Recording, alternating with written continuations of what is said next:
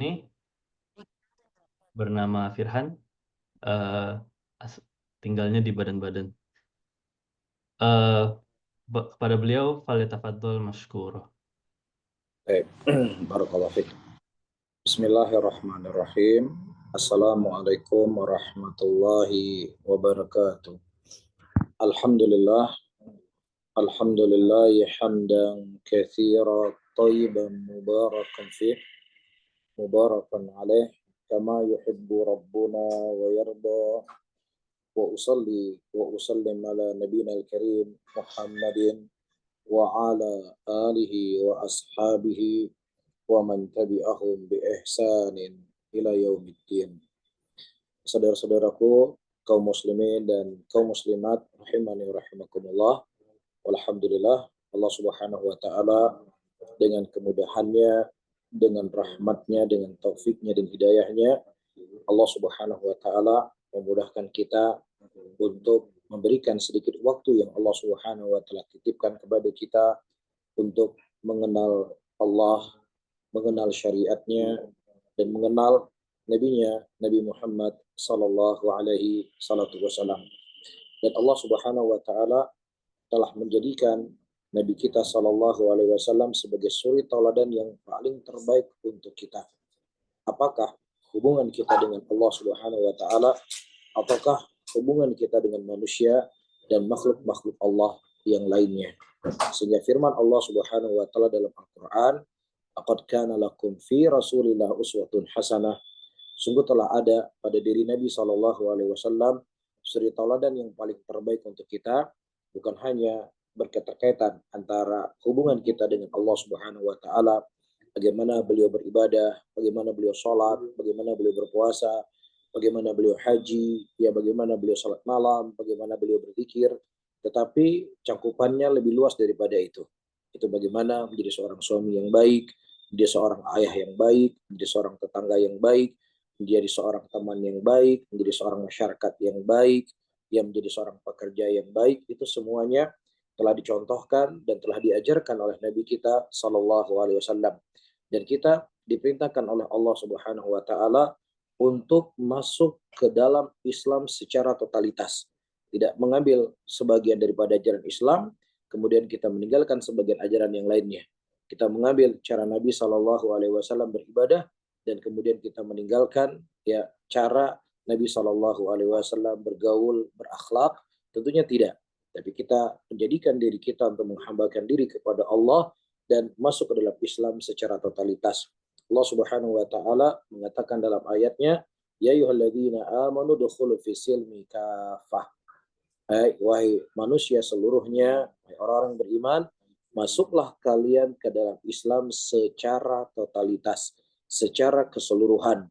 Di dalam Islam itu ada yang namanya akhlak, di dalam Islam itu ada yang namanya ibadah, di dalam Islam itu ada yang namanya akidah, di dalam Islam itu ada yang namanya suluk. Nah, semua kita diperintahkan oleh Allah Subhanahu wa taala untuk menjadikan itu sebagai acuan dalam kita berhubungan kepada Allah dan berhubungan dengan manusia. Bahkan dalam sebuah ayat Allah Subhanahu wa taala mengedepankan hubungan baik seseorang dengan manusia, setelahnya baru Allah menyebutkan untuk kita memiliki akhlak kepada Allah Subhanahu wa taala sebagaimana dalam firman-Nya, wa ta'awanu 'alal birri wat taqwa wa la ta'awanu 'alal itsmi wal 'udwan wattaqullaha innallaha syadidul iqab. Saling tolong menolonglah kalian dalam kebaikan dan ketakwaan, dan jangan saling tolong menolong dalam dosa dan permusuhan. Nah, di sini adalah bentuk dari hablum minan nas. Ya, bagaimana cara kita bergaul dengan manusia. Dan ya wattaqullah, takutlah engkau kepada Allah Subhanahu wa taala, sesungguhnya Allah itu memiliki iqab yang sangat besar. Nah, di sini Allah Subhanahu wa taala mengedepankan hablum minan nas, baru setelahnya Allah Subhanahu wa taala menyebutkan hablum minallah. Kenapa? Karena kalau hablum minan nas, ya itu urusannya berat. Beda dengan hablum minallah. Kalau hablum minallah, Allah itu maha pengasih. Allah itu maha penyayang.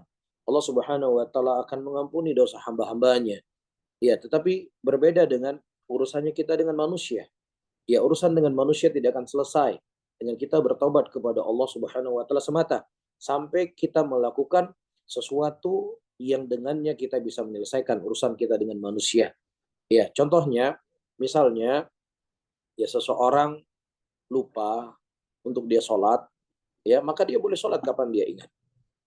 Ya, atau misalnya seseorang dia jahil, dia nggak tahu sesuatu itu hal yang nggak dibolehkan. Ya kemudian dia melakukan karena kejahilannya, maka Allah akan memaafkan. Nah beda halnya ketika yang keterkaitannya dengan manusia. Ya misalnya kita nggak sengaja nabrak mobil orang. Ya hukum asal seseorang ya mengusik harta orang lain itu hukumnya haram, dilarang oleh Allah. Namun ketika kita menabrak mobil orang tanpa sengaja, nah kita dengan Allah Subhanahu wa taala kita tidak berdosa karena kita nggak sengaja. Tapi kalau kita sengaja nabrak mobil orang, kita berdosa kepada Allah dan kita berdosa kepada manusia. Tapi ketika kita menabrak mobil orang tanpa sengaja, maka kita tidak berdosa dengan Allah. Akan tetapi, apakah cukup dengan manusia itu? Afwan akhi, saya nggak sengaja, qadarullah. Nggak cukup. Iya, ketika urusannya dengan manusia, ketidaksengajaan itu tidak menghilangkan apa yang harus kita ganti dari kerugian. Ketika kita tabrak nggak sengaja, lampu mobilnya pecah. Ketika ditanya ke bengkel, harus bayarnya misalnya 300 euro. 300 euro harus bayar. Nah kita nggak berdosa karena kita nggak sengaja. Tetapi lampu yang kita pecahkan tadi tidak sengaja, wajib dibayar atau tidak? Tetap wajib dibayar. Nggak ada afwan, qadarullah, akhi, saya nggak sengaja. Iya, kamu nggak sengaja, urusan kamu dengan Allah, kamu nggak berdosa. Karena kamu nggak sengaja. Iya, tetapi urusan dengan manusia tetap kamu harus mengganti ya $300 dari kerusakan mobil saya. Iya, misalnya seseorang membeli tiket kepada seseorang, tolong saya belikan tiket ya, ini saya kirim uangnya, ya sudah. Qadarullah, orang yang membeli tiket itu dia ketiduran. Ya akhirnya tiketnya nggak dikirim sampai pesawat terbang. Dia berdosa nggak? Dia nggak berdosa karena dia tidur. Tapi segala kerugian dari pihak yang memesan tiket kepadanya, dan dia sudah setuju dengan harganya, dan lupa dia mengirim karena dia ketiduran, maka segala hal yang terjadi dari kerugian orang yang beli tiket tersebut harus dia ganti.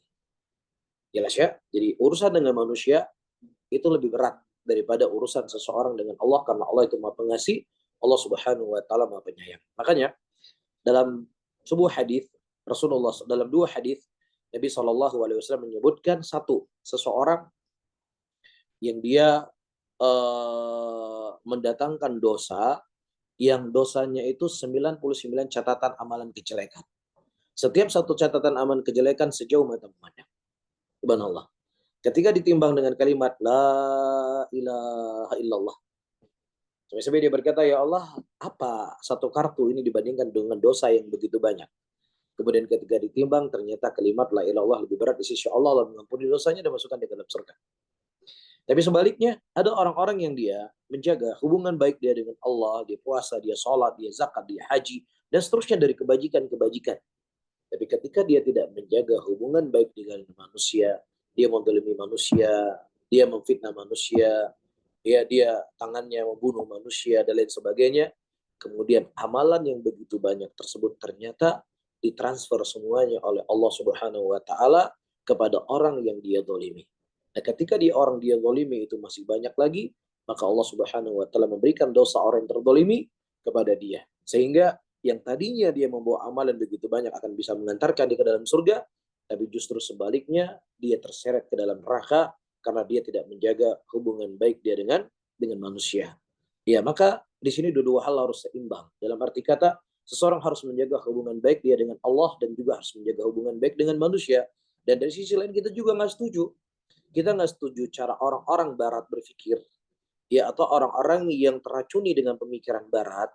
Ya pokoknya selama saya bisa berbuat baik kepada manusia, selama saya tidak mengganggu manusia, selama saya tidak mengusik manusia, ya kalau saya nikah dengan sesama jenis, saya kan nggak mengganggu manusia.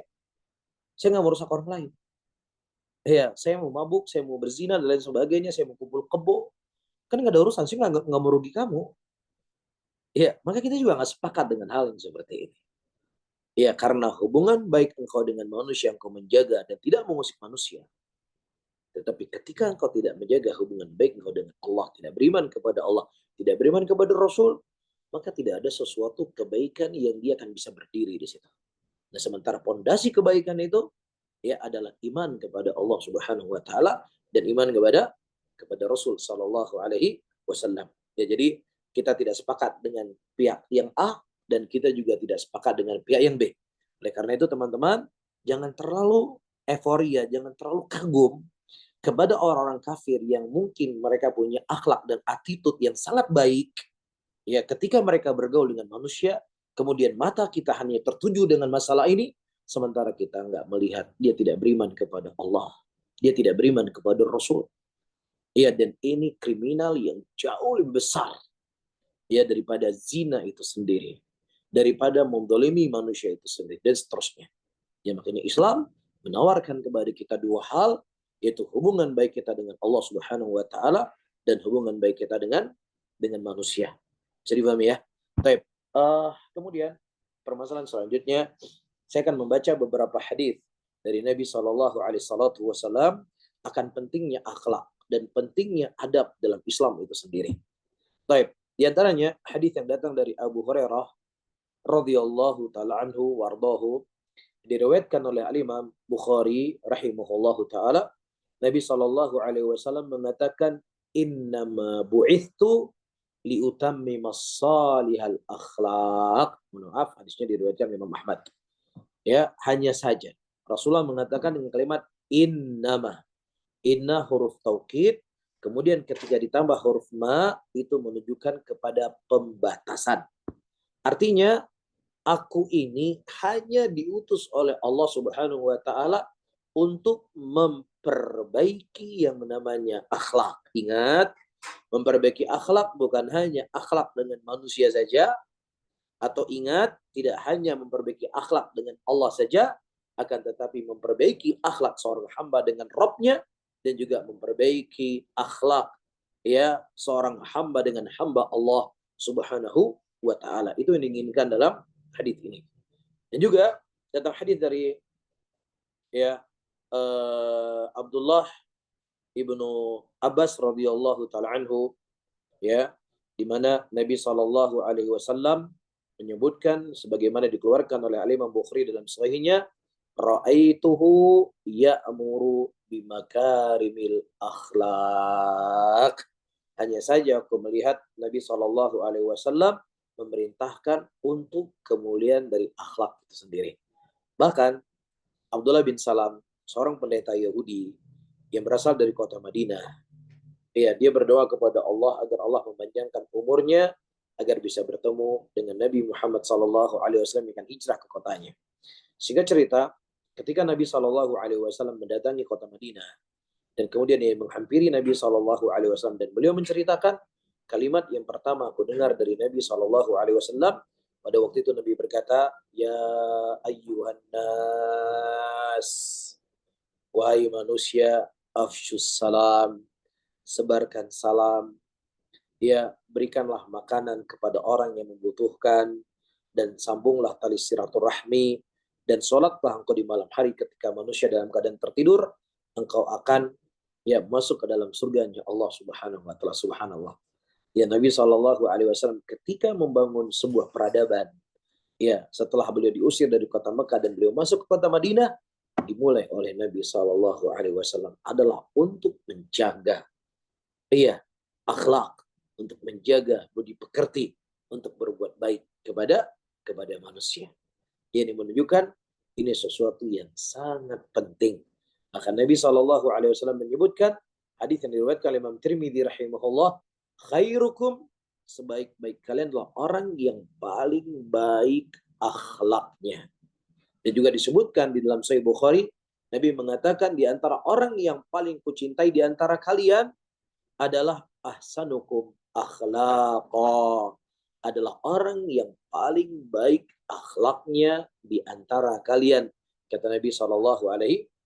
Di sini saya cuplik teman-teman semuanya, para hadirin dan hadirat yang dimuliakan oleh Allah, sebuah kalimat yang cukup indah, bukan cukup indah, sangat indah, yang disebutkan oleh Syekh Albani rahimahullah ta'ala. Beliau mengatakan, ya saya melihat dan memperhatikan ya bersama dengan sesuatu yang menyedihkan. Anna an-nas al-yawm yahtamuna bi janibil al-awwal ala wa huwa al-ilmu wa la yahtamuna bil janibil akhar ala wa al-akhlaq was-suluk wa wal akhlaq was-suluk. Kata Syekh Al-Albani, saya melihat hari ini para pemuda, subhanallah, begitu semangat menuntut ilmu, semangat untuk belajar, semangat untuk mengetahui manhajus salaf, semangat belajar akidah, semangat belajar tauhid. Iya, menjaga batasan-batasan Allah Subhanahu wa taala, tidak berzina, tidak makan riba dan seterusnya. Aku melihat kesemangatan ini. Tetapi sesuatu yang sangat aku sayangkan, mereka itu tidak peduli dari sisi yang lainnya, yaitu akhlak, ya, wasuluk, attitude, etika, adab, cara, ya, di dalam dia bergaul kepada manusia. Fa'idha kana Nabi sallallahu alaihi wasallam, ya, dan kalau kita melihat sejarah kehidupan Nabi sallallahu alaihi wasallam, Nabi sallallahu alaihi wasallam membatasi dakwah beliau, kata Syekh Albani, min ajli mahasinil akhlaq wa makarimiha. Ya, dari sisi kebaikan akhlak dan keagungan akhlak tersebut. Ya, karena Nabi sallallahu alaihi wasallam menggunakan kalimat innama bu'ithtu, hanya saja aku diutus oleh Allah Subhanahu wa taala untuk menyempurnakan akhlakku, kata Syekh Albani menukilkan hadis Nabi sallallahu alaihi wasallam. Kemudian kata beliau, wal waqi' annani kuntu fi ibtida'i talabi lil ilmi, ya, dan kenyataannya ketika aku pertama kali belajar menuntut ilmu dan mendapatkan hidayah, ya, aku melihat bahwasanya masalah yang paling besar yang dihadapi oleh umat Islam adalah jauhnya mereka dari tauhid, jauhnya mereka dari akidah, jauhnya mereka dari manhaj yang benar. Itu yang kulihat, masalah yang paling besar. Ya, dan kemudian setelah berjalannya waktu, ya, ternyata di tengah-tengah umat Islam bukan hanya jauhnya mereka dari akidah Islam, bukan hanya mereka jauh daripada iman keislaman, akan tetapi kata Syekh Albani rahimahullahu taala, ya, yang juga umat Islam sangat jauh hari ini dari akhlak Nabi mereka Muhammad sallallahu alaihi wasallam. Dari akhlak dan budi pekerti yang diajarkan oleh Nabi sallallahu alaihi wasallam. Ya, sampai-sampai Syekh Albani rahimahullahu taala mengatakan bahwasannya permasalahan akhlak adalah asasiyah. Ini merupakan perkara yang pondasi yang perlu seseorang menghiasi dirinya dengan akhlak. Kalau orang-orang yang di luar sana, apakah itu dari kalangan non-muslim, apakah dari kalangan muslim yang mereka jauh dari agamanya, ketika seorang yang tidak berpakaian dengan pakaian agama, tidak beridentitas dengan identitas seorang muslim, sejahat apapun Anda berbuat, itu mungkin nggak jadi pandangan buat mereka. Tapi ketika Anda sudah berpakaian dengan pakaian muslim, sudah berpakaian dengan pakaian muslimah, Anda sudah memakai hijab, Anda sudah menampakkan identitas Anda sebagai seorang muslim, maka disitulah mata-mata orang tadi akan menyoroti gerak-gerik Anda. Mereka nggak perlu tahu berapa rakaat sih sholat malam yang kamu lakukan. Gak penting buat mereka sehebat apa sih kamu baca Quran dengan tajwid-tajwidnya. Iya, mereka nggak perlu tahu seberapa banyak sih hadis yang kau sampaikan. Sekuat apa sih hujah yang kau sampaikan. Tapi yang pertama kali yang akan mereka lihat dari orang-orang yang mereka berpakaian dengan pakaian agama, beridentitas dengan identitas seorang muslim, sejauh mana Anda punya attitude yang baik. Sejauh mana Anda punya akhlak yang mulia. Ya, bagaimana Anda berinteraksi dengannya, bagaimana Anda berbicara dengannya, bagaimana Anda bermuamalah dengannya. Maka disitulah dia akan menilai baik ataukah tidak baik ajaran kita dari cover yang nampak pertama kali dari kita. Covernya itu apa? Ya akhlak, ya budi pekerti. Subhanallah. Ya, subhanallah. Sehingga saudara-saudaraku muslimin, dan terkhusus teman-teman yang tinggal di negeri non-muslim, maka jadilah kalian duta-duta Nabi SAW. Agar orang tertarik dengan agama Islam ini. dengan akhlak yang mulia. Mudah-mudahan dengan akhlak yang mulia yang kita miliki, sebagaimana akhlak Nabi Muhammad SAW, akan banyak orang-orang akan menerima dakwah Islam ini, sehingga pahalanya itu akan mengalir kepada kita. Saya akan sebutkan beberapa sejarah atau beberapa kisah. Ketika ya seorang sahabat Nabi SAW diutus oleh Nabi untuk berdakwah di kota Madinah, Mus'ab bin Umair radhiyallahu taala anhu. Kemudian pada waktu itu ada seorang masuk Islam. Kemudian seseorang ini berkata, "Wahai Mus'ab, datangilah Sa'ad bin Mu'adz. Kalau seandainya Sa'ad bin Mu'adz ini masuk Islam, maka bisa dipastikan hampir kebanyakan penduduk kota ini akan masuk Islam." Baik. Kemudian datanglah Sa'ad bin Mu'adz radhiyallahu taala anhu, Mus'ab bin Umair menjumpai Sa'ad bin Mu'adz, mengajak dia kepada Islam. Nah, kemudian apa yang terjadi? Ya, Sa'ad bin Mu'adz mengatakan, Mus'ab bin Umair berkata kepada Sa'ad bin Mu'adz, "Wahai Sa'ad bin Mu'adz, izinkanlah kepada saya untuk menyampaikan sesuatu kepadamu. Kalau seandainya ini merupakan sesuatu yang baik, ya tidak, maka terimalah. Tapi kalau seandainya sesuatu yang kusampaikan, sesuatu yang tidak baik, ya sudah, aku akan pergi dari engkau." Ya, dengan kalimat yang baik, dengan kalimat yang sopan, dengan attitude yang luar biasa. Dan kemudian beliau menyampaikan beberapa kalimat-kalimat yang lainnya. Dan kemudian kata Sa'ad bin Mu'adz, "Wahai Mus'ab bin Umair, sebelum engkau menerangkan dan menjelaskan kepadaku tentang agamamu, aku mengetahui bahwasanya apa yang kau serukan adalah sebuah kebenaran." Subhanallah. Ya, beliau belum lama, belum banyak beliau bercerita tentang Islam.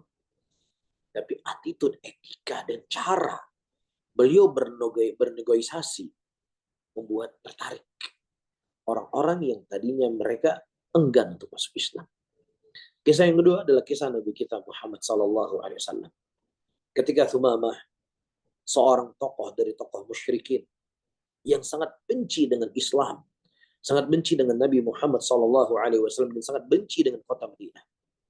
Yang kemudian laki-laki ini ditangkap dan kemudian dia diikat di salah satu pojok masjid Nabi Muhammad SAW. Kurang lebih selama 3 hari. Setiap Nabi SAW bertemu dengannya, "Wahai Thumamah, apa yang kau dapatkan? Apa hikmah yang kau bisa ambil? Apa pelajaran yang kau bisa ambil?" Ya, kurang lebih demikian disebutkan. Kemudian Thumamah berkata, "Wahai Muhammad, saya ini adalah manusia yang punya darah. Kalau seandainya engkau membunuhku, aku akan mati. Iya, tapi kalau seandainya engkau menginginkan sesuatu dariku sebagai tebusan, maka mintalah dan aku akan berikan sebagai tebusan untuk diriku." Dan Nabi tidak menjawab apa-apa. Nabi berlalu. Kemudian di hari ketiga, atau kurang lebih hari ketiga, kurang lebih sedikit atau kurang, kemudian Thumamah dilepaskan, dan kemudian dia mandi dan berwudu. Dia mandi dan kemudian dia mendatangi Nabi Muhammad SAW. Dia berkata, "Wahai Muhammad, tidak ada agama yang paling kubenci di muka bumi ini melebihi daripada agama Islam. Tapi hari ini, wahai Muhammad, agama Islam adalah agama yang paling kucintai. Tidak ada satupun manusia yang paling aku benci di muka bumi ini kecuali dirimu, wahai Muhammad. Tapi hari ini, engkau adalah manusia yang paling kucintai. Tidak ada kota yang paling aku benci di muka bumi ini kecuali kota ini. Tapi hari ini, wahai Muhammad, kota inilah kota yang paling kucintai." Kemudian beliau mengucapkan, "Asyhadu an la ilaha illallah wa asyhadu anna Muhammadar Rasulullah.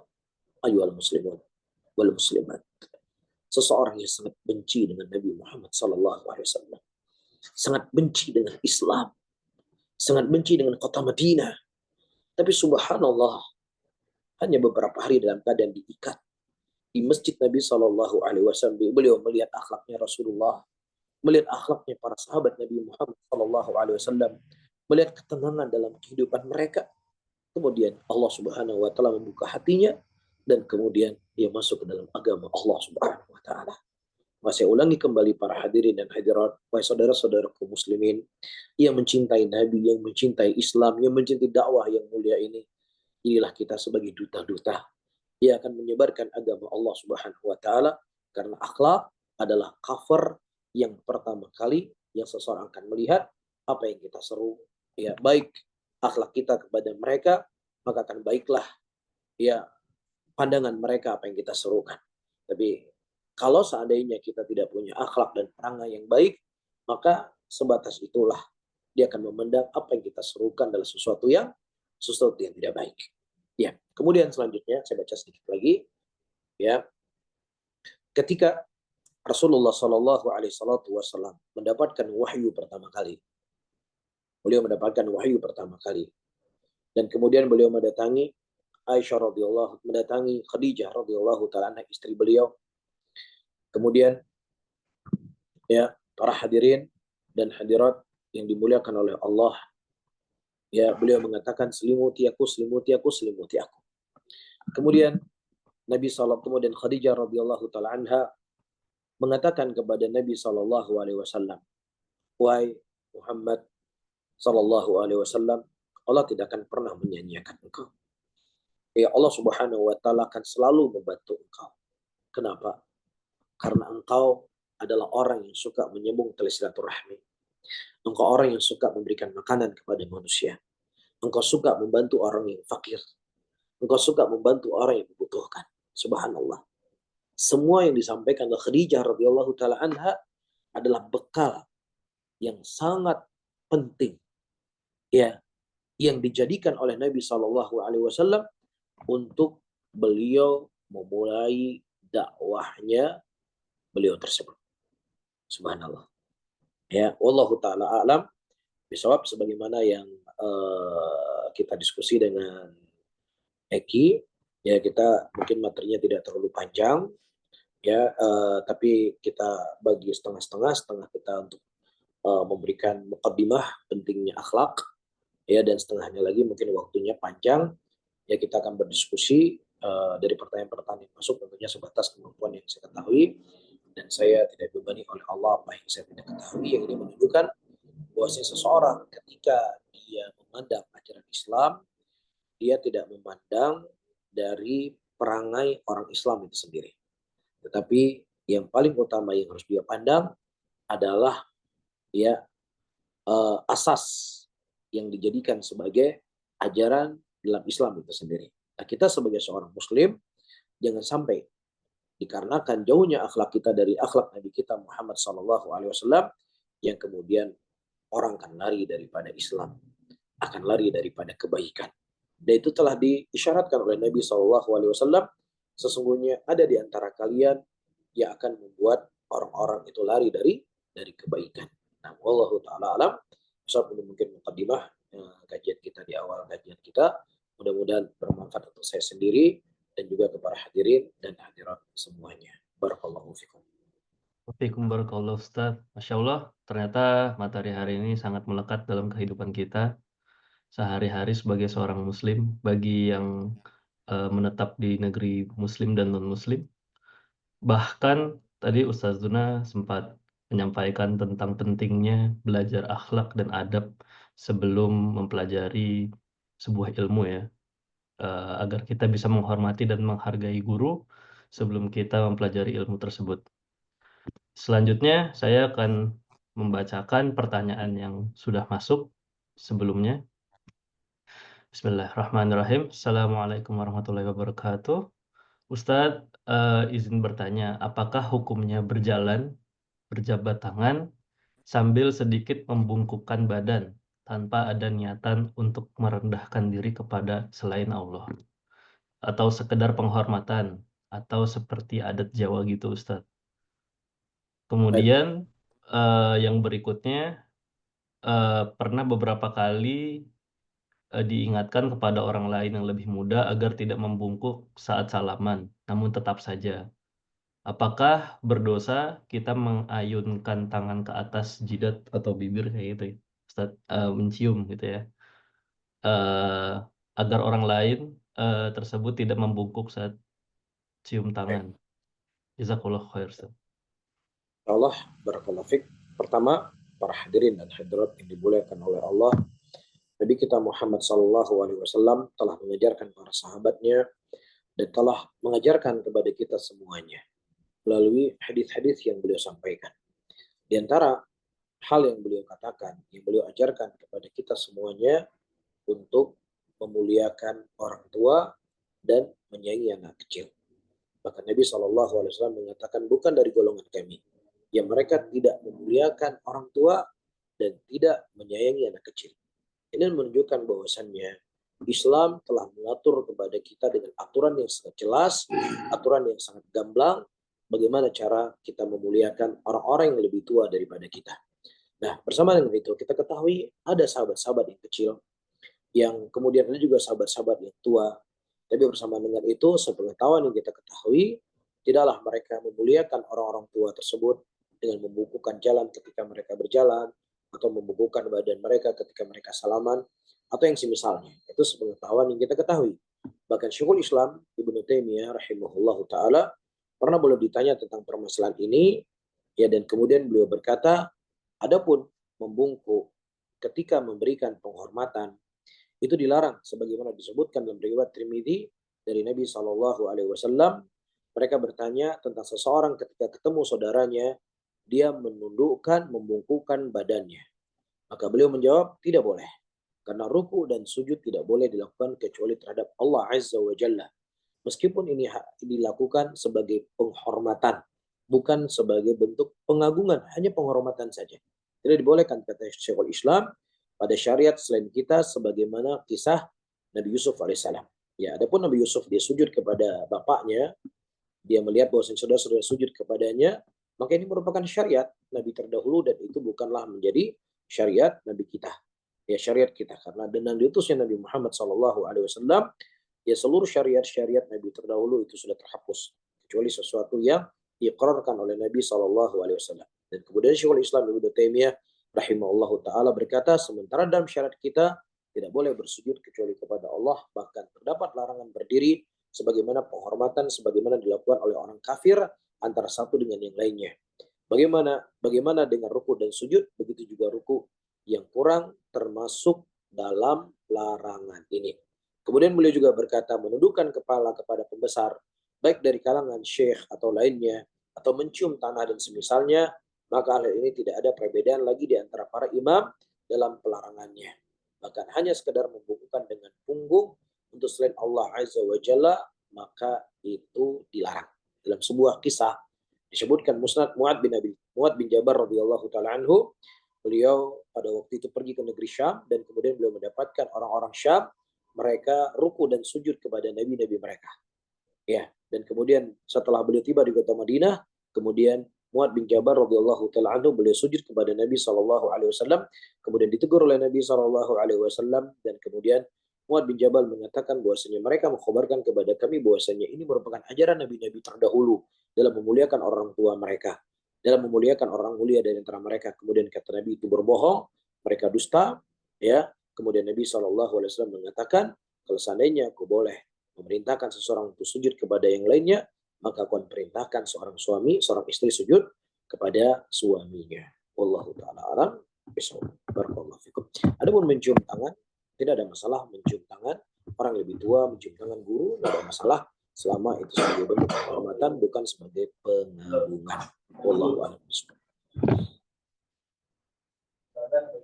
Baik, pertanyaan selanjutnya, ini adalah tentang adab ketika menuntut ilmu ya Ustadz ya. Assalamualaikum warahmatullahi wabarakatuh. Saya suka ikut pengajian gitu. Nah, saat ustadznya ceramah atau sedang berlangsung, biasanya panitia suka menyajikan makanan dan kue-kue dan minuman. Terus yang hadir mendengarkan ceramahnya, jadi sambil makan. Saya sendiri suka nggak enak karena ustadznya lagi ceramah terus jamaahnya makan. Tapi ustadznya juga biasa aja nggak melarang. Menurut saya itu bukan adab yang baik, tapi apakah memang dibolehkan ustadz jika ustadz mendiamkan? Terima kasih semua. Baik, masya Allah. Pertanyaan yang bagus sekali. Para hadirin hadirat yang dimuliakan oleh Allah, ketika kita hadir di majelis ilmu, maka yang paling harus kita muliakan adalah majelis itu sendiri. Ya, majelis itu sendiri. Karena Rasulullah Shallallahu Alaihi Wasallam mengatakan, la yajma qaumun fi baiti min buyutillah yatluna kitab Allah wa yatadarasuna bainahum illa nazalat alaihim sakinah. Nah, hafathumul malaikah. Atau kama qala Nabi sallallahu alaihi wasallam. Tidaklah berkumpul satu kaum di rumah-rumahnya Allah Subhanahu wa taala kecuali ya Allah Subhanahu wa taala akan menurunkan rahmat ke dalam majelis tersebut. Sampai-sampai malaikat itu meletakkan dilindungi oleh malaikat, sampai-sampai malaikat disebut riwayat yang lain mereka meletakkan sayapnya sebagai bentuk penghormatan kepada orang-orang yang mereka mempelajari Al-Quran dan mempelajari sunnah Nabi Muhammad Sallallahu Alaihi Wasallam. Makanya Rasulullah mengajarkan kepada kita adab dan etika ketika duduk di majelis ilmu, sebagaimana yang diriwayatkan oleh Umar bin Khattab radhiyallahu taala anhu, datang Jibril alaihissalam menjumpai Nabi Shallallahu Alaihi Wasallam ketika beliau duduk, dengan seksama beliau mendengar apa yang disampaikan oleh Nabi dan beliau bertanya kepada Nabi, saking adabnya itu luar biasa, lututnya beliau itu dekat dengan lutut Nabi Muhammad Sallallahu Alaihi Wasallam. Ya, maka hendaknya ya semaksimal mungkin seseorang memuliakan ilmu dan kemudian memuliakan orang yang menyampaikan ilmu. Bahkan dalam sebuah ayat Allah Subhanahu wa taala mengatakan la tusair khaddakan linnas. Jangan kau palingkan wajahmu ketika manusia sedang berbicara denganmu. Apalagi yang berbicara itu sedang menyampaikan kalamnya Allah, kalamnya Nabi Muhammad sallallahu alaihi wasallam, sedang mengajarkan kepada kita ilmu agama, maka nggak pantas bagi kita menyibukkan dengan hal-hal yang lainnya, ya kecuali memperhatikan, mencatat dan menulis apa yang disampaikan oleh ya orang yang menyampaikan ilmu tersebut. Ya terkadang seorang ustadz ya mungkin dia segan untuk mengingatkannya, ya atau mungkin dia sedang tersibukkan untuk menyampaikan ilmu, yang jelas ya pasti akan hilang konsentrasi guru yang sedang mengajar dan hilang konsentrasi jamaah yang sedang fokus-fokusnya. Akhirnya datang makanan, kemudian dia harus pindahin piring satu ke piring yang lainnya, kemudian pindahin gelas, pindah-pindah dan seterusnya. Maka ya waktu menuntut ilmu tidaklah 12 jam, paling 1 jam, 1 jam setengah, maka kita bersabar sesaat, setelahnya nanti baru kita menikmati makanan tersebut. Wallahu a'lam bishawab.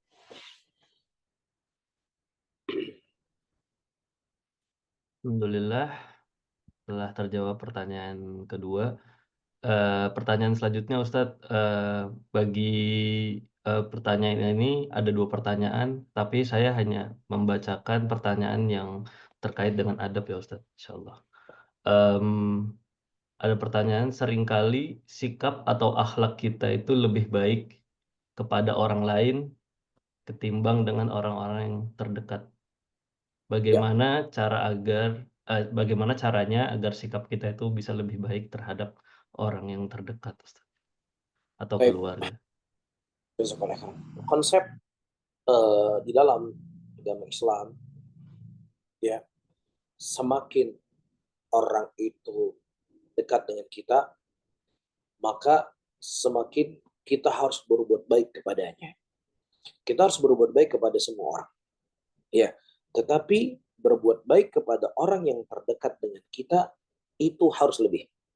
Makanya Nabi Shallallahu Alaihi Wasallam menyebutkan dalam hadisnya, "Man kana yu'minu billahi wal yawmil akhir, falyukrim jarahu." Barang siapa yang seseorang beriman kepada Allah dan beriman kepada hari akhir, hendaknya dia memuliakan tetangganya. Apakah maksud daripada hadis ini? Hanya tetangga saja yang harus kita muliakan, tapi orang lain tidak kita muliakan? Tidak. Kita semua memuliakan saudara-saudara kita muslimin. Ya bahkan orang kafir kita muliakan dari hal-hal yang telah dibatasi dalam agama. Akan tetapi memuliakan tetangga itu jauh lebih besar.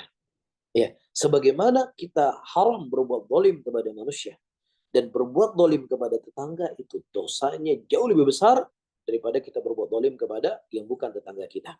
Dan juga Nabi Shallallahu Alaihi Wasallam menyebutkan dalam hadisnya, dinarun anfaqtu fi sabilillah wa dinarun anfaqtu lil fuqara wa dinarun anfaqtu li ahlik a'dham wa ajran indallah. Ada harta-harta yang kau infakkan di jalan Allah, ada harta-harta yang kau infakkan untuk fakir miskin, dan harta yang kau infakkan untuk keluargamu yang lebih besar pahalanya di sisi Allah Subhanahu wa taala. Bahkan ketika seorang sahabat Nabi Shallallahu alaihi wasallam, Sa'd bin Waqqas, ingin menginfakkan lebih dari sepertiga hartanya, kemudian dilarang oleh Nabi Shallallahu alaihi wasallam. Dilarang oleh Nabi. Ya, Nabi mengatakan, dengan engkau membiarkan atau mewarisi keluargamu dalam keadaan berkecukupan, itu lebih baik daripada ya engkau meninggalkan mereka dalam keadaan meminta-minta. Ini menunjukkan kepada kita berbuat baik, apakah secara akhlak, secara harta, dan lain sebagainya, kepada orang terdekat itu harus lebih diutamakan dibandingkan orang yang lainnya. Sehingga siapa saja yang seseorang mulai untuk menata dirinya, memperbaiki dirinya, atau bahasa sekarang dengan bahasa berhijrah, maka orang yang paling pertama yang harus mendapatkan kebaikan dari hijrahnya kita adalah orang-orang yang terdekat dengan kita, orang tua kita, istri kita, anak-anak kita, dan keluarga kita. Jelas ya? Jadi dalam timbangan Islam itu, keluargalah yang paling terpenting. Ya, baru setelahnya dia memikirkan orang lain. Maka dalam ayat Allah mengatakan, ku anfusakum wa ahlikum nar. Jagalah dirimu dan keluargamu dari api neraka Allah Subhanahu wa taala. Wallahu a'lam bishawab. Jazakallah khair Ustadz. Mmm, Lalu ada pertanyaan lagi Ustadz tentang, perbedaan norma ya Ustadz. Jadi di Jerman itu dianggap sopan jika kita berbicara dengan orang dengan suara yang lantang, tegas dengan rasa percaya diri dan menatap mata lawan bicara saat berbicara. Ya, Sedangkan di Indonesia mungkin sebaliknya tidak sopan. Bagaimana menurut Islam dalam hal ini Ustadz? Jazakallah khair. baik. Pertama, para hadirin dan hadirat yang dimuliakan oleh Allah Subhanahu wa taala, ada satu kaidah yang disebut oleh para ulama, idza syara Allahu syar'an falam yuhaddid fa huwa yarji ila al-uruf. Ketika Allah Subhanahu wa taala mensyariatkan kepada kita sebuah syariat dan kemudian tidak dibatasi bentuk-bentuknya, maka itu dikembalikan kepada uruf dan dikembalikan kepada adat dan kebiasaan. Baik. Tapi kalau seandainya sudah ada batasan dalam Islam, caranya demikian, demikian, demikian, demikian, maka kita mengikuti apa yang telah diatur di dalam Islam. Jadi kalau Islam hanya datang kepada kita untuk menjelaskan secara umum dan tidak didetailkan, maka itu kembali kepada huruf dan kebiasaan. Nah, kalau misalnya di Jerman, seseorang ketika dia berbicara, ya dia berbicara dengan suara yang keras-keras, bukan berteriak, tapi maksudnya terdengar suaranya, begini, begini, begini. Bisa suaranya seperti itu. Ya, dan itu sesuatu yang uruf di kalangan mereka, bukan dianggap sebagai tidak bersikap tidak baik, maka tidak ada masalah, itu sudah menjadi uruf dan adat dan kebiasaan. Iya, tetapi melihat wajahnya itu sebenarnya bukan adatnya orang Jerman, ya, ataukah adatnya orang Belanda, tapi itu merupakan adat dalam Islam, yaitu merupakan akhlak yang diajarkan dalam Islam. Seperti ayat yang saya sebutkan tadi, la tusair khaddaka linnas. Jangan kau palingkan wajahmu dari manusia. Ya, maksudnya dikatakan oleh Ibnu Katsir, jangan kau memalingkan wajahmu ketika manusia sedang berbicara kepadamu, itu tatap orang yang berbicara. Jadi demikian kurang lebih yang disebutkan oleh Ibnu Katsir rahimahullahu taala. Makanya dalam sebuah riwayat, Nabi Shallallahu alaihi wasallam pada waktu itu beliau diberikan cincin sebagai hadiah, dan kemudian cincin itu tersibukkan beliau dengan sahabatnya. Nabi tersibukkan dengan cincin dari sahabat yang ada di sekitarannya beliau. Ya, kemudian Nabi menyadarinya dan kemudian beliau membuang cincin tersebut. Ya, membuang cincin tersebut. Nah, sekarang di kondisi kita semuanya, dan ini kondisi harus kita ubah. Dan ini menunjukkan bahwasanya agama Islam adalah agama yang diutus oleh Allah Subhanahu wa taala ribuan tahun yang lalu dan berlaku sampai hari ini dan sampai yaumul qiyamah. Ya, kita semuanya terkadang ketika ada orang berbicara dengan kita main HP sambil balas chattingan, kita menjawab orang berbicara, makanya sesuatu yang nggak pantas dalam Islam, nggak dibolehkan. Ya, karena kita dalam Islam itu ketika ada orang berbicara, kita tatap wajahnya sebagai bentuk penghormatan dan memuliakan orang yang sedang berbicara. Dan wallahu taala alam bisawab. Tetapi kalau seandainya memang ada orang yang nggak boleh kita lihat, ada wanita misalnya ingin mengajak kita berbicara, misalnya kita dengan istri kita, ada seorang yang mengajak berbicara, ya kemudian ya sudah, dalam Quran itu kan kita harus lihat pandangan mata dia. Ya, wanita-wanita cantik, wanita masih muda, diajak ngobrol, dia lihat wajahnya. Maka ini keluar dari pembahasan. Ya, tapi di sini ketika dia bersama jenis, ya maka dia memandang. Tapi kalau dengan perempuan tetap kembali dia harus menundukkan wajahnya untuk tidak melihat ya yang bukan mahramnya. Wallahu a'lam bishawab. Jazakallah khair Ustaz. Pertanyaan selanjutnya tentang, mmm, akhlak kita kepada orang, mmm, non-muslim ya Ustaz. Eee, Kaum muslim yang hidup di lingkungan yang berbeda, keyakinan seringkali membuat seseorang, muslim berpikir untuk toleransi. Ya, Pertanyaannya, jika di sekolah atau di kantor ada undangan Natal, haruskah ya, seorang muslim ikut? Lalu yang kedua, jika seorang istri tidak ikut permintaan suami untuk mengucapkan salam Natal atau mendatangi acara Natalan kepada atau di tempat teman-teman yang non-muslim, bolehkah dan bagaimana sebaiknya adab menolaknya? baik. Jazakallah khair. Pertanyaan yang sangat bagus sekali.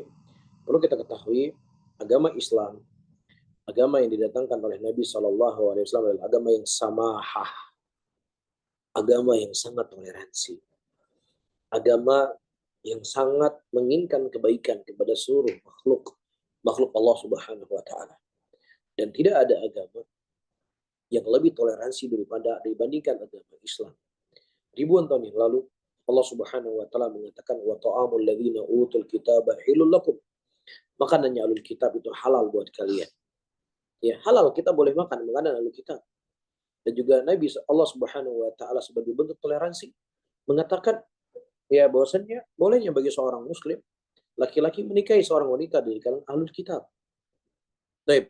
Dan hal-hal yang lainnya yang disebutkan secara umum dan secara mendetail bagaimana cara kita berbuat dan bertoleransi dengan orang-orang non muslim. Bahkan Allah Subhanahu wa taala mengatakan dalam ayatnya, la yanhaakumullahu 'anil ladzi lam yuqatilukum fid din wa lam yukhrijukum min diyarikum an tabarruhum wa tuqsitu ilaihim innallaha yuhibbul muqsitin.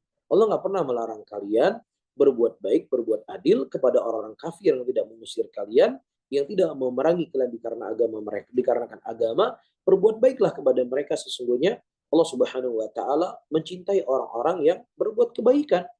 Ya, kita bersikap adil kepada mereka. Kalau mereka sakit, kemudian dia butuh obat dan dia nggak punya uang, kita bisa membantu obat. Ya, kita memberikan makanan kalau dia sebagai tetangga kita. Ya, kemudian dia salam kepada kita dan kita menjawab salam dia. Ya, kalau misalnya dia dapat bencana dan kemudian dia butuh selimut, ada masalah kita berikan selimut, berikan makanan kepada mereka, tidak ada masalah. Tetapi ketika sudah urusan agama, maka disinilah kita punya batasan. Lakum dinukum waliyadin. Agama kalian adalah agama kalian dan agama kami adalah agama kami. Iya, ketika Abu Lahab CS, mereka tidak bisa lagi menghentikan dakwah Nabi Shallallahu Alaihi Wasallam. Singkat cerita, mereka menawarkan kepada Nabi Muhammad SAW, ya Muhammad, ya sudah kita nggak usah ribut-ribut lah. Ya nggak selesai masalahnya ini. Kalau ribut-ribut terus, udah. Kami punya saran, kami punya solusi. Di mana tahun ini kita menyembah Tuhan kamu, tahun depan kita menyembah Tuhan kalian. Udah gini saja. Kami nggak menyesatkan agama kamu, kamu juga nggak menyesatkan agama kami. Tahun ini kita menyembah Tuhan kamu, tahun depan kita menyembah Tuhan kami. Iya, itu toleransi dan tanda petik yang ditawarkan oleh Abu Lahab CS kepada Nabi Shallallahu Alaihi Wasallam. Apa ayat yang Allah turunkan pada waktu itu? Allah Subhanahu Wa Taala menurunkan ayat, ya kul afa ghairallahi ta'muruni a'budu ayyuhal jahilun. Apakah kepada selain Allah Subhanahu wa taala engkau mengajak aku untuk beribadah kepadanya wahai orang jahil? Subhanallah. Jadi toleransi yang hari ini dibawa oleh sebagian orang ternyata itu ada sesuatu yang sudah diserukan oleh Abu Lahab, sudah diserukan oleh Abu Jahab CS ya kepada Nabi Muhammad sallallahu alaihi wasallam, dan semuanya itu telah dibantah oleh Allah Subhanahu wa taala. Ya, maka tidak boleh seseorang untuk mengucapkan Natal, memberikan salam Natal, atau memperingati apapun pada hari tersebut. Ya, saya nggak tahu ya kalau di Jerman atau di Prancis atau di Amsterdam dan sebagainya. Nah, saya punya pengalaman pribadi ya. Ketika saya di di Amerika, kebetulan pada tanggal 25 Desember, saya waktu itu berada di Amerika. Nah, kebetulan Masya Allah, waktu itu mobil kita pecah ban, akhirnya kita naik truk, ya towing, mobilnya dibawa ke bengkel. Nah kemudian ketika kita naik mobil, mereka langsung mengatakan Merry Christmas karena hari itu tanggal 25 Desember. Nah, kemudian dia lihat kita ya seperti seorang muslim, juga istri saya juga memakai jilbab dan lain sebagainya. Kemudian dia mengatakan, saya minta maaf, saya minta maaf, saya minta maaf sekali. Saya tidak tahu kalau engkau adalah sebagai seorang muslim.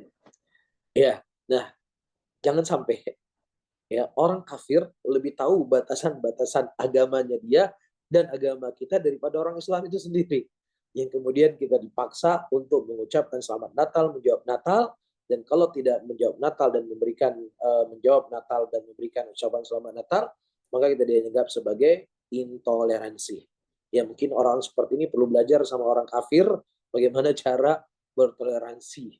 Ya, maka ini semuanya hal yang nggak pantas. Karena itu urusan agama mereka. Biarkan mereka dengan agama mereka dan kita dengan agama mereka dan agama kita. Sehingga tidak timbal balik di sini. Ya mereka kan ucapan selamat Idul Fitri, ya kita mengucapkan juga dong selamat Natal. Nggak bisa, tidak ada timbal balik dalam masalah seperti ini. Timbalan balik kita semuanya sudah ada dalam Al-Quran dan Sunnah Nabi Muhammad SAW. Ketika Nabi SAW datang ke kota Madinah dan kemudian Nabi mendapatkan mereka berpuasa pada tanggal 10 Asyura, hari di mana Allah menyelamatkan Musa alaihissalam, yang puasa itu merupakan ibadah kepada Allah, tidak ada unsur kekufurannya sedikit pun, nggak ada unsur kekufuran. Itu ibadah yang mereka lakukan. Kemudian kata Nabi, kita lebih berhak kepada Nabi Musa dibandingkan mereka, dan kemudian Nabi memerintahkan para sahabat untuk berpuasa pada tanggal 10 Muharram, dan kemudian Nabi setelahnya berkata, kalau seandainya ku hidup tahun depan, maka ku perintahkan kalian untuk berpuasa 1 hari sebelum tanggal 10 Muharram, agar tidak sama persis dengan mereka. Subhanallah. Gak ada unsur kekufurannya, gak ada unsur kemaksiatannya. Tetapi agar supaya kita tidak sama dengan mereka, kita berpuasa 1 hari sebelumnya. Dan juga dalam hadis yang lain Nabi mengatakan, perbedaan puasa kita dan puasanya mereka alul kitab adalah makan sahur. Maka makan sahurlah kalian supaya puasa kalian tidak sama persis dengan puasanya mereka, dalam keadaan tidak ada unsur kekufuran lah. Bagaimana lagi kalau seandainya acara-acara tersebut ada unsur-unsur kekufurannya, maka jelas kita harus lebih berbeda lagi dengan mereka. Wallahu a'lam bishawab. Jazakallah khair Ustaz. Masya Allah. Ini jawaban yang sangat mendasar ya bagi kita seorang muslim. Jangan sampai kita menjual agama kita untuk dicap toleran. Insya Allah. Lalu, ini pertanyaan yang sangat menarik untuk saya pribadi ya. Ustadz, apakah menagih hutang ada adab-adabnya? Kalau yang ngutang nggak punya adab, misalnya di WA nggak dibales, ditagih selalu ada alasannya. Apakah kita perlu beradab juga nagihnya, Ustadz? Makasih. Baik, Masya Allah, para hadirin dan hadirat yang dimuliakan oleh Allah. Sebelum saya menjawab tentang adab tersebut, ya maka dan Islam itu memberikan kepada kita aturan-aturan. Aturan batasan kepada orang yang berhutang dan kepada orang yang memberi hutang. Taib. Kepada orang yang berhutang, dia jangan menjadikan hutang itu sebagai kebiasaannya. Tetapi dia berhutang sesuatu yang memang sesuatu kebutuhan yang memang dia tidak bisa menghindar darinya. Itu harus dia pahami. Jangan nanti keluar iPhone 16, dia cuma punya uang beli iPhone-nya iPhone 7, tapi maksa diri agar bisa ya lebih eksis, akhirnya maksa diri hutang sana, hutang sini, beli iPhone 16. Makanya ini sesuatu hal yang membebani diri.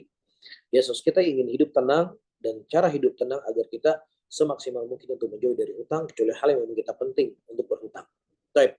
Kemudian yang kedua yang perlu kita ketahui, ketika kita perlu untuk berhutang dan kemudian kita memang mengambil hutang tersebut, maka niatkanlah dari awal, ya Allah, mudahkan ya Allah aku untuk membayar hutangku ini ya Allah. Maka siapa yang seseorang berniat untuk bayar hutang, maka Allah akan mudahkan dia untuk membayar hutang.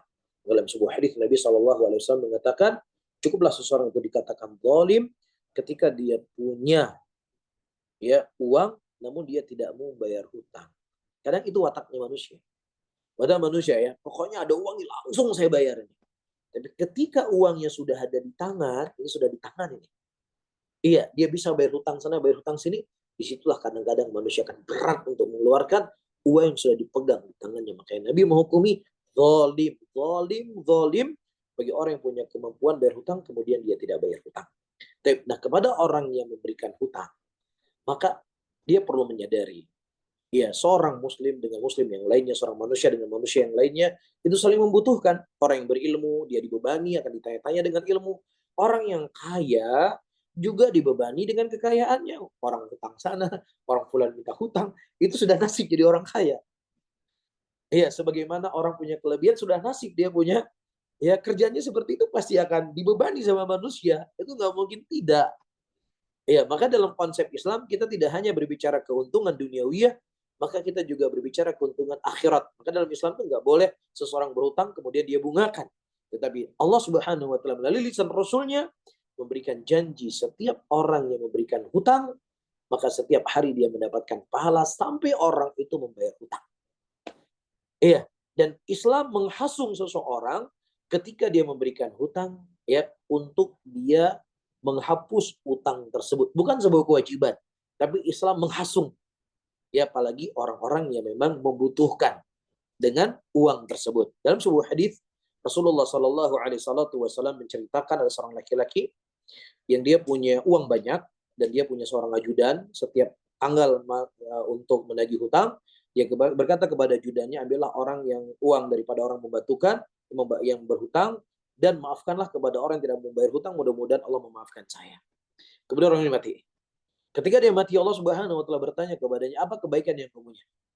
Iya, dia banyak berbuat dosa, nggak ada kebaikan cuma itu kecuali hanya itu satu saja.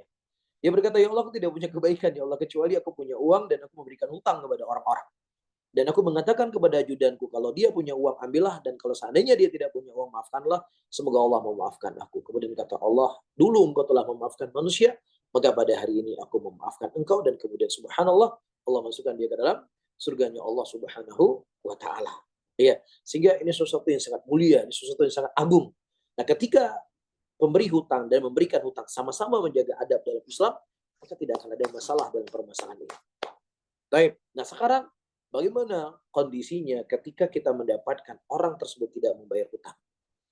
Ya ingat, ya tetap Nabi mengatakan berakhlaklah dengan manusia, bergaulah dengan manusia dengan cara yang baik. Ya, apakah dia bayar hutang ataukah dia tidak bayar hutang, dia sulit tuh bayar hutang, maka kita tetap berakhlak dengan akhlak yang baik dengannya. Ada satu cerita konteksnya di luar hutang.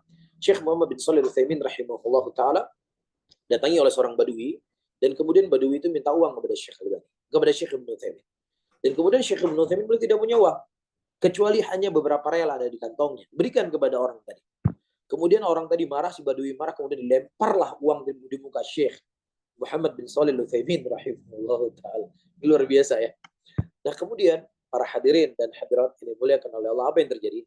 Kata murid-murid Syekh Al-Bani Ibnu Utsaimin rahimahullah, tidak semakin si badui itu mengangkat suaranya kecuali kami mendapatkan Syekh Muhammad bin Shalih Al-Utsaimin itu lebih melemahkan suaranya. Subhanallah. Jadi kalau si badui tadi namanya badui nggak belajar nggak nuntut ilmu, dia wajar marah-marah. Tapi kalau Syekh Ibnu Utsaimin juga marah seperti marahnya si badui tadi, mana yang lebih mulia? Lebih mulia yang badui atau lebih mulia Syekh Ibnu Utsaimin? La syak wala raib, badui lebih mulia. Karena dia nggak belajar, wajar dia seperti itu. Tapi kalau Syekh Ibnu Utsaimin yang belajar seperti wataknya si badui, maka badui akan lebih mulia. Tapi subhanallah, Syekh Ibnu Utsaimin sangat tenang pada waktu itu. Ya, walaupun dia dilempar uang ke mukanya beliau. Ya, maka di sinilah seseorang tetap dia berakhlak dengan beradab yang mulia. Ya, kalau memang dia tahu orang ini memang kasihan, mungkin dia banyak keperluan dan sebagainya, kita maafkan. Tapi kalau seandainya memang kita tidak mau maafkan, kata Allah Subhanahu wa taala, "Fanadhiratun ila maisarah." Berilah keringanan kepadanya sampai dia mampu untuk membayar hutang dan itu semuanya akan dihitung pahala sampai dia membayar hutang. Ya, tapi kalau seandainya sebenarnya dia punya uang tapi dia nggak membayar-bayar, ya tidak ada masalah bisa dilaporkan kepada pihak berwajib ya untuk kemudian bisa dibekukan hartanya kemudian disita dan kemudian diambil hartanya tersebut untuk membayar hutang tidak ada masalah. Kalau memang seandainya memang kita harus butuh dengan uang tersebut dan tidak ada cara dan jalan kita sudah berusaha meminta dan dia tetap tidak memberikan tidak ada masalah untuk melaporkan kepada pihak yang berwajib. Wallahu a'lam bishawab. Jazakallah khair Ustaz. Karena keterbatasan waktu, ana akan bacakan satu pertanyaan lagi Ustaz, insyaallah kalau pada waktunya. Pertanyaan selanjutnya adalah tentang caranya kita berbakti kepada orang tua Ustaz. tetapi Ya, perlakuan orang tua di masa lalu, tidak baik kepada anaknya sehingga secara psikologis kita masih terasa sangat sakit hati.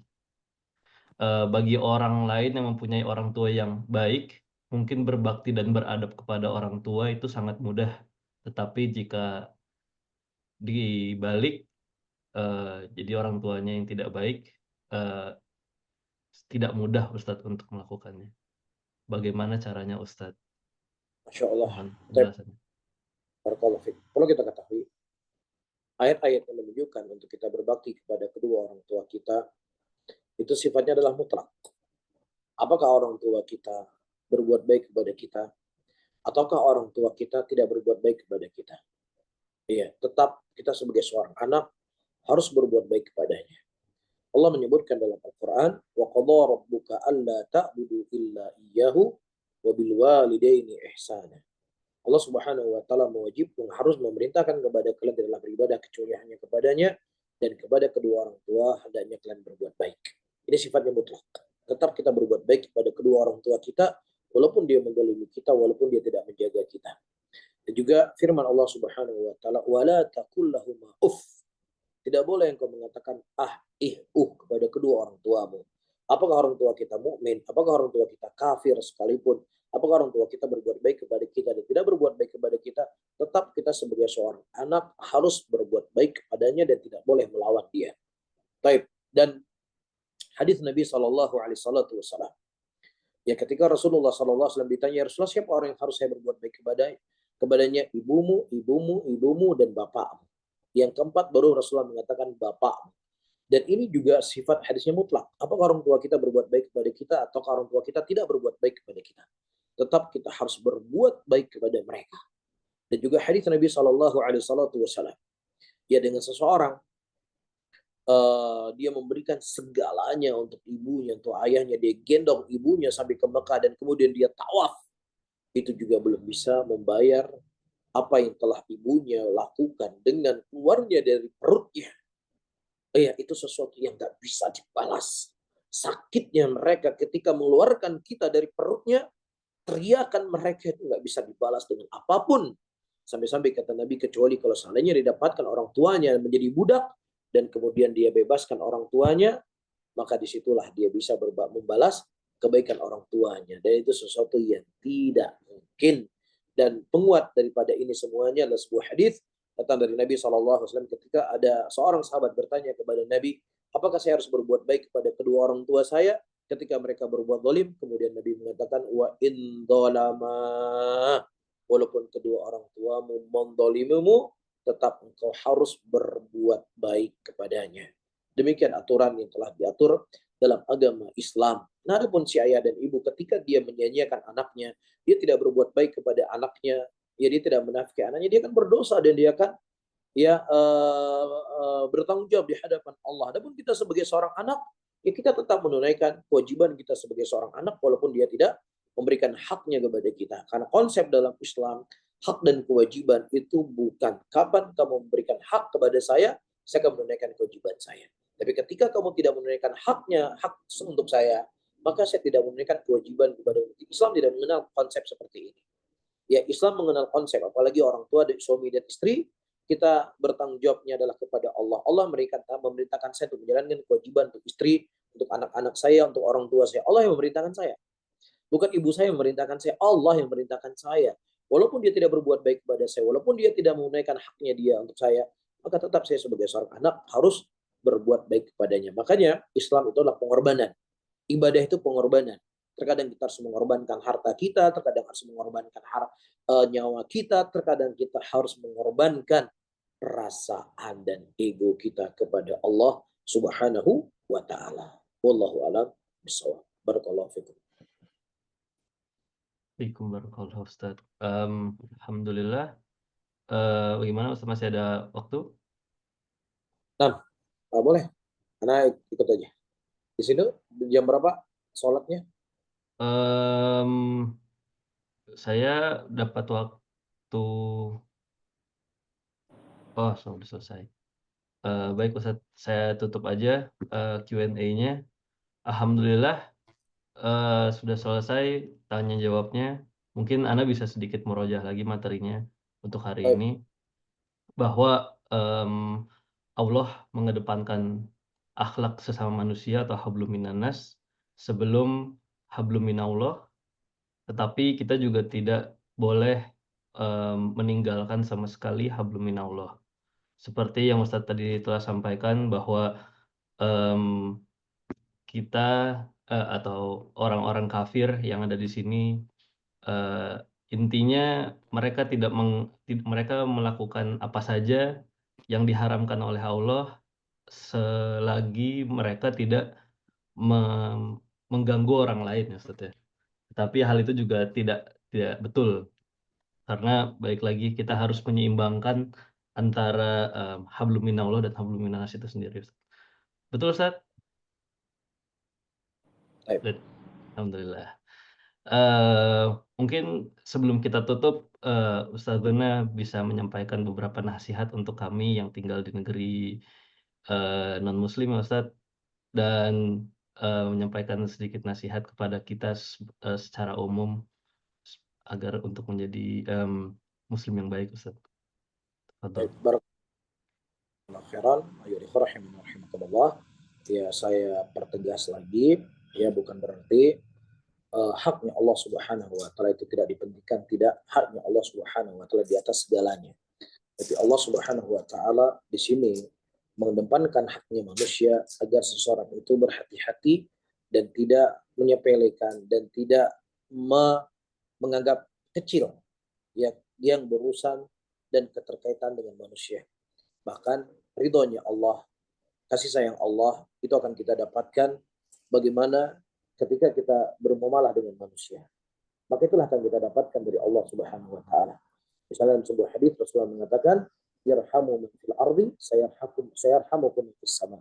Rahmatilah siapa yang ada di muka bumi ini, maka siapa yang di langit akan merahmati ini. Ridha Allah, ridha walidain. Ridha Allah itu bersama ridha kedua orang tua. Ya Allah fi auni al-abdi, maka al-abdi fi auni akhi. Allah akan menolong seorang hambanya ketika hamba tersebut menolong saudaranya. Jadi segala sesuatu kebaikan yang kita dapatkan dari Allah ya ketika kita memiliki akhlak dan baik kepada manusia. Baik. Dan kemudian yang kedua, teman-teman semuanya yang tinggal di negeri yang mayoritas muslim, ya maka setiap kita pasti ada ujian dan cobaan. Ya, apakah ujian itu kebaikan, apakah ujian itu kejelekan. Ya, dan teman-teman yang tinggal di negeri Jerman, di Belanda, di Amerika, atau di negeri-negeri yang lainnya, terkadang ya fitnah yang paling terbesar itu adalah kebaikan-kebaikan yang ada di sana. Kebaikan-kebaikan pemerintahan yang ada di sana. Ya jaminan kesehatan, jaminan pekerjaan, ya jaminan kenyamanan, keamanan dan lain sebagainya yang mungkin kurang didapatkan, bukan tidak, mungkin kurang didapatkan dari sebagian negeri muslimin. Maka ini merupakan ujian buat kalian. Ya jangan sampai kemudian dengan kondisi seperti ini kita merendahkan dan menyepelekan saudara-saudara kita muslimin dan kemudian kita mengagungkan orang-orang kafir dengan kondisi dan keadaan demikian yang semakin lama kita larut dengan kondisi seperti ini, kita akan menyalahkan Islamnya dan kita akan membenarkan agama dari mereka, kemudian jatuhlah kepada pemikiran-pemikiran ya dan pemikiran liberalisme yang hanya memandang sesuatu itu dari kebaikan dunia saja. Maka ini fitnah yang besar buat teman-teman semuanya. Ya, ini fitnah yang besar. Bukan berarti kita tinggal di Indonesia kita nggak punya fitnah. Semua kita akan terfitnah. Tapi fitnahnya kalian tinggal di negeri tersebut itu jauh lebih besar. Maka disinilah kalian dan kita semuanya harus memperkuatkan akidah, memperkuat tauhid, ya memperkuat Islam, memperkuat sunnah Nabi Muhammad SAW, ya sehingga kita memandang sesuatu dengan pandangan yang adil, memandang sesuatu dengan pandangan ya syariat, memandang sesuatu dengan pandangan akidah. Ya karena jelek-jeleknya seorang muslim, buruknya seorang muslim ketika dia mengucapkan asyhadu an la ilaha illallah wa asyhadu anna muhammadar rasulullah, ya kalaupun ketika dia meninggal dia tidak sempat bertobat, maka bisa saja dia langsung masuk surga dan bisa saja diadab dalam neraka dan kemudian dia akan diangkat kembali ke dalam surganya Allah Subhanahu wa taala dari dosa yang telah dia lakukan kemudian diangkat kembali. Tapi baik-baiknya orang kafir, sopannya orang kafir, ya, dan kebaikan-kebaikan mereka yang lainnya yang mungkin kita nggak dapatkan sebagian di negeri ini. Saya contoh kemarin ketika saya di Spanyol, ya, jalannya jalan sempit, kemudian tiba-tiba kita sampaikan kepada supir Grab ya atau supir Uber, kita pengen beli minuman, ya sudah, kita turun beli minuman, di belakang kita mobil antri, ya, menunggu itu pun 2 menit, 2 menit nggak ada yang klakson, ya, karena orang ngapain saya klakson, mungkin ada kebutuhan di situ. Nah ini mungkin di Indonesia udah klakson tuh dari ujung ke ujung mobil ya. Nah hal seperti ini terkadang apa ya akan memberikan sesuatu fitnah buat kita. Ya maka disinilah konsep yang perlu kita ketahui, baik-baiknya mereka, ya, atau apapun yang mereka miliki daripada attitude dan etika, ya, dan kemudian mereka tidak beriman kepada Allah dan tidak beriman kepada Rasul, ya, Allah dan Rasulnya telah menetapkan mereka tidak akan pernah masuk ke dalam surganya Allah Subhanahu wa taala, walaupun kebaikan mereka sangat banyak ketika berhubungan dengan manusia. Innahu may yusyrik billah faqad harramallahu alaihi jannah wa ma'wahu nar wa ma lidh-dhalimin min ansar. Barang siapa yang seseorang berbuat menyekutukan Allah Subhanahu wa taala, maka dia tidak akan pernah masuk ke dalam surga dan dia akan kekal di neraka selama-lamanya.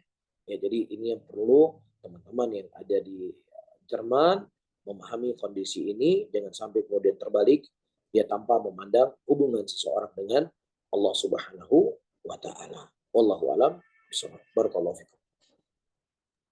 Fiikum barakallahu Ustaz.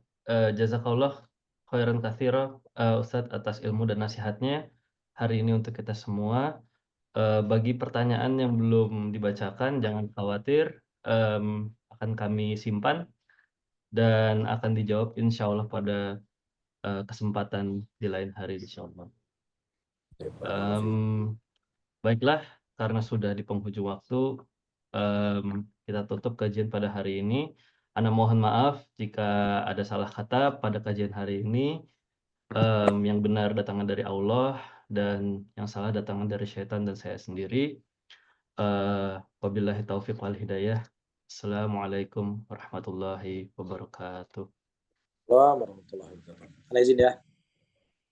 Ustaz, Masya Allah. Barakallahu fiik Ustaz.